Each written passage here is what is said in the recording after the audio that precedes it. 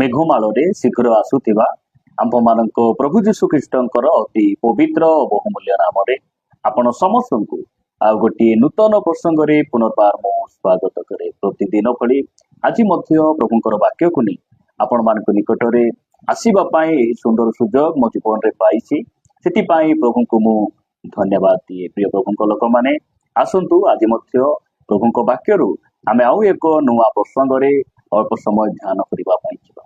ଆଜି ଆମେ ଯେଉଁ ପ୍ରସଙ୍ଗରେ କଥାବାର୍ତ୍ତା ହେବା, ସେହି ପ୍ରସଙ୍ଗର ଶୀର୍ଷକ ହେଲା କିପରି ମରିବା ଉଚିତ। ଆଜିର ପ୍ରସଙ୍ଗ ହେଲା ମନୁଷ୍ୟ କିପରି ମରିବା ଆବଶ୍ୟକ ରହିଛି। ଏହି ପ୍ରସଙ୍ଗରେ ଆମେ ପ୍ରଭୁଙ୍କ ବାକ୍ୟରୁ ଅଳ୍ପ ସମୟ କଥାବାର୍ତ୍ତା ହେବା।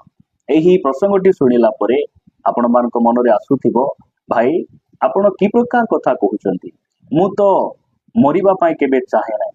ମୁଁ ଏହି ଜଗତରେ ଭଲରେ ବଞ୍ଚିବା ପାଇଁ ଚାହେଁ, ମୋର ଭବିଷ୍ୟତକୁ ଗଠନ କରିବା ପାଇଁ ଚାହେଁ, ସୁଖରେ ରହିବା ପାଇଁ ଚାହେଁ, ଆନନ୍ଦରେ ବଞ୍ଚିବା ପାଇଁ ଚାହେଁ।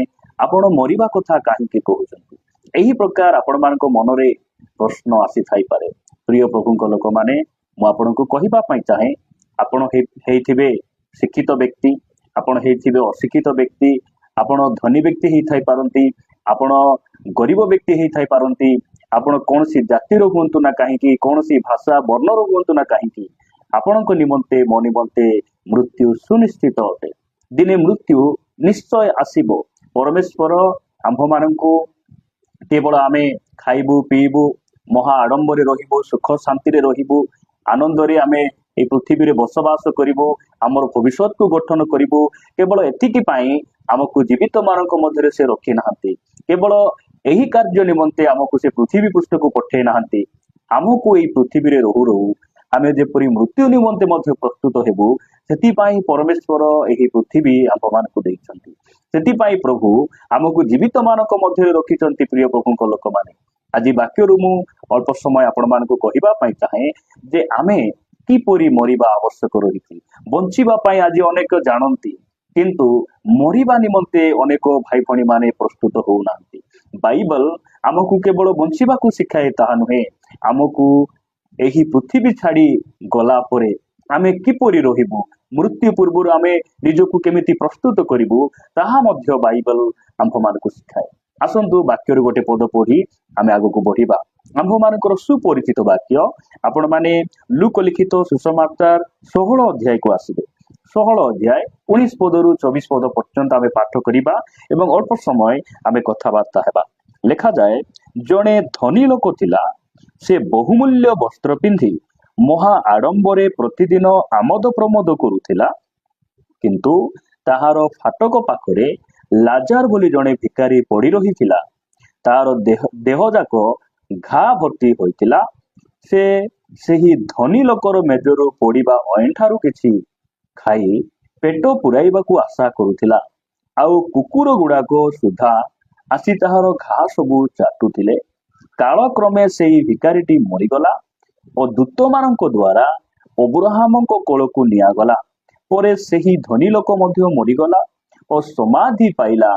23 ପଦ, ଆଉ ସେ ନରକ ଯନ୍ତ୍ରଣାରେ କଲବଲ ହୋଇ ଉପରକୁ ଚାହିଁ ଦୂରରେ ଅବ୍ରାହାମ ଓ ତାଙ୍କ କୋଳରେ ଲାଜାରକୁ ଦେଖିଲା। ପ୍ରିୟ ପ୍ରଭୁଙ୍କ ଲୋକମାନେ, ଏହି ବାକ୍ୟ ଆମ ଖ୍ରୀଷ୍ଟିଆନ ସମାଜର ଅତି ସୁପରିଚିତ ଏବଂ ଅତି ପୁରୁଣା ବାକ୍ୟ ଅଟେ। ଏହି ବାକ୍ୟକୁ ସମସ୍ତ ଭାଇ ଭଉଣୀ ମାନେ ଜାଣନ୍ତି। ପରମେଶ୍ୱରଙ୍କ ବାକ୍ୟ ଆମେ ଯେତେ ପଢୁଥିବା, ଯେତେ ଧ୍ୟାନ କରୁଥିବା, ପ୍ରତିଦିନ ନୂତନ ଅଟେ। ନୂଆ ନୂଆ ଭାବରେ, ନୂଆ ନୂଆ ପ୍ରକାରରେ ପରମେଶ୍ୱର ଆମକୁ କଣ କରନ୍ତି? ଶିକ୍ଷା ଦିଅନ୍ତି। ଏହି ସ୍ଥାନରେ ଆମେ ଦେଖୁଛୁ ଯେ ଜଣେ ଧନୀ ଆଉ ଲାଜାରଙ୍କ ବିଷୟରେ ଆମେ ପାଠ କରୁଛୁ। ସେହି ଧନୀ ବ୍ୟକ୍ତି ପୃଥିବୀରେ ଥିବା ସମୟରେ ସେ ମହା ଆଡମ୍ବରେ ସେ କଣ କରୁଥିଲା? ଦିନ ପ୍ରତିଦିନ ସେ ଅତିବାହିତ କରୁଥିଲା। ବହୁମୂଲ୍ୟ ବସ୍ତ୍ର ପିନ୍ଧୁଥିଲା, ଭଲରେ ଖାଉଥିଲା। ପୃଥିବୀରେ କେମିତି ଟଙ୍କା କମାଇବା, କେମିତି ଭଲରେ ରହିବା, କେମିତି ସମ୍ମାନ ପାଇବା, ସବୁ ବିଷୟ ସେ ବ୍ୟକ୍ତିକୁ ଜଣାଥିଲା।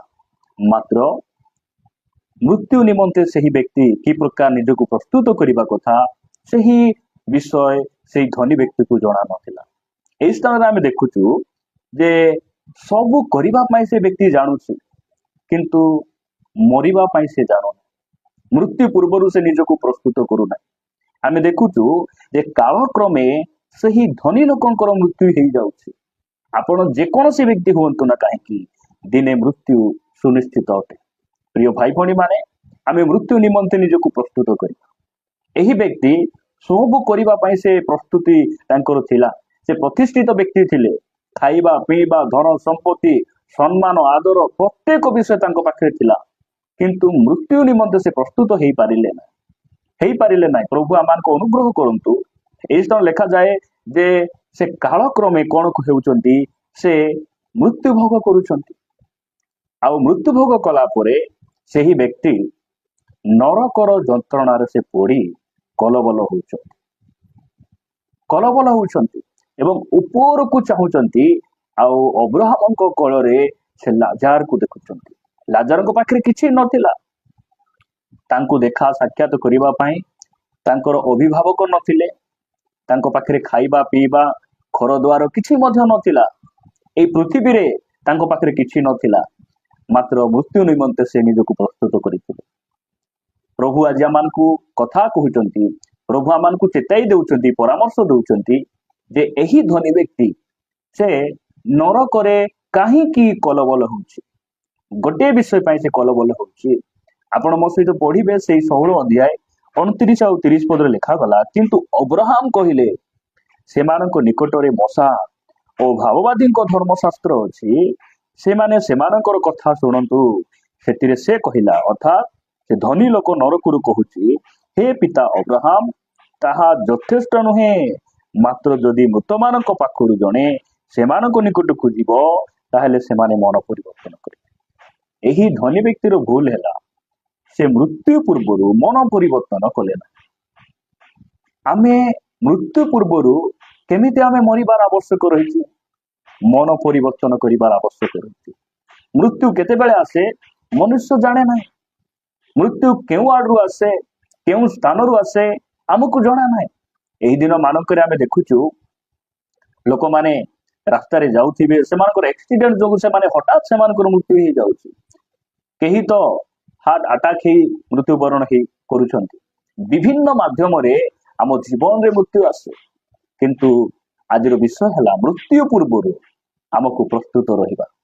केमिति प्रस्तुत रहिबा? मन परिवर्तन करी आमे प्रस्तुत रहिबार आवश्यक रही। एही व्यक्ति मरिबा पई से जानिला आमे किपरि मरिबा, मन परिवर्तन करी मरिबा। आमे पाप छाड़ी मरिबा, जगतरु मुक्त ही मरिबा।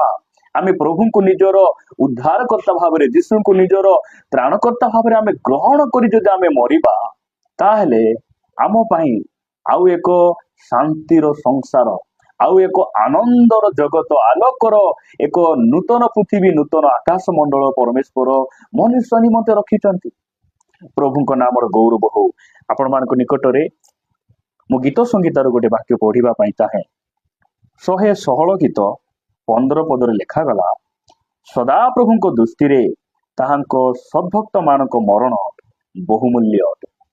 सदा प्रभु को दृष्टि रे केउ मानक मरण बहुमूल्य, केउ मानक मरण को परमेश्वर प्रशंसा करती, केउ मानक मरण रे परमेश्वर संतुष्ट हुंती जानती कि आपण? वाक्य लिखा जाए जे सद्भक्त मानकर मरण। सेही दिन धनी व्यक्ति मध्य मला, आउ लाजार मध्य मृत्युवरण कर, किंतु लाजार मृत्यु रे परमेश्वर संतोष ही गले, से खुशी ही गले, से आनंदित ही गले। आउ से धनी व्यक्तिर मरण निमंते परमेश्वर केबे मध्य से संतुष्ट हेले ना, केबे मध्य से विषय को भाबी से मनरे से सांत्वना पाइले ना।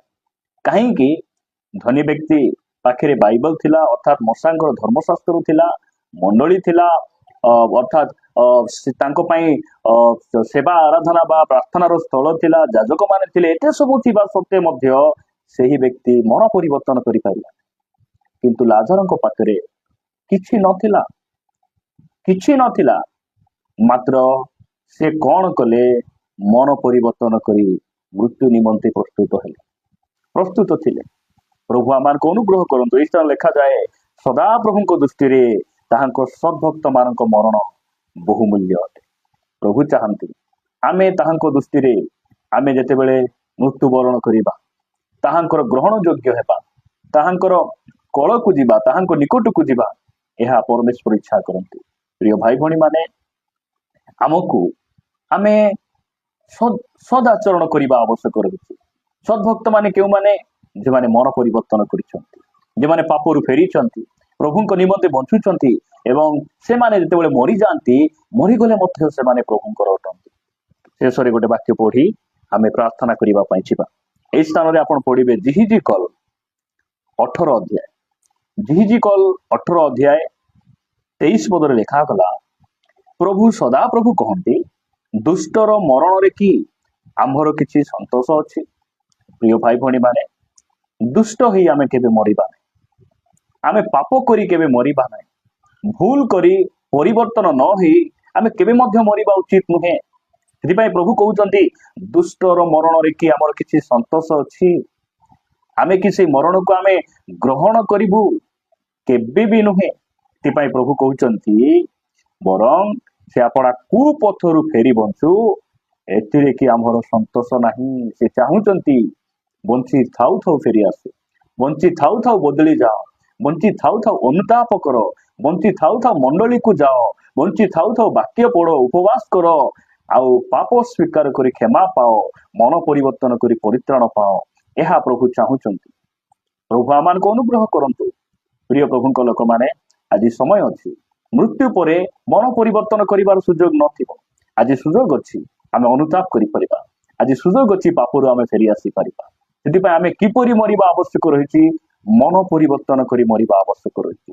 ଦୁଷ୍ଟତାରୁ ଫେରି ଆମେ ବଞ୍ଚିବା ଏବଂ ଯଦି ମୃତ୍ୟୁଭୋଗ କରିବା ତାହେଲେ ଆମେ ପରମେଶ୍ୱରଙ୍କ ଦୃଷ୍ଟିରେ ବହୁମୂଲ୍ୟ ହେବା, ବହୁମୂଲ୍ୟ ହେବା। ପ୍ରଭୁ ଆମମାନଙ୍କୁ ଅନୁଗ୍ରହ କରନ୍ତୁ। ଆସନ୍ତୁ ପଦେ ପ୍ରାର୍ଥନା କରିବା। ପ୍ରେମିକ ସ୍ୱର୍ଗୀୟ ପିତା, ମୁଁ ତୁମକୁ ଧନ୍ୟବାଦ ଦିଏ ପ୍ରଭୁ, ତୁମ ବାକ୍ୟ ଦ୍ୱାରା ଆମମାନଙ୍କୁ କଥା ହେଇଛ। ପିତା, ତୁମେ ଯେ ପୃଥିବୀରେ କେବଳ ବଞ୍ଚିବାଟା ଶିଖାଇବା ପାଇଁ ଆସିଲ ତାହା ନୁହେଁ, आमे किपरि मरिबु ताहा मध्य तुम वाक्य तुम्हें आमको लिखि देइछ। सेथिपाई मु तुम नामर गौरव करे। जो भाई भणी माने वाक्य को शुणुचंती तुम्हें सेमानकु मध्य प्रस्तुत कर, तुम आगमन निमंते तैयारी कर। प्रत्येक समय मृत्यु निमंते से माने जेपरि प्रस्तुत रहिबे प्रत्येक भाई भणी मानकु तुम्हें अनुग्रह प्रदान कर। प्रार्थना सुनिलो, धन्यवाद। प्रिय प्रभु यीशुଙ୍କ नामरे मागुछि पिता, आमेन आमेन। प्रभुଙ୍କ नामर गौरव हो। प्रभु आम समस्त को आशीर्वाद करंतु। प्रभु अनुग्रह हेले आउ एक प्रसंग रे परस्पर साक्षात करी आमे ताहांको गौरव निमंते बढ़ुथिबा रहिबा। नमस्कार, गॉड ब्लेस यू।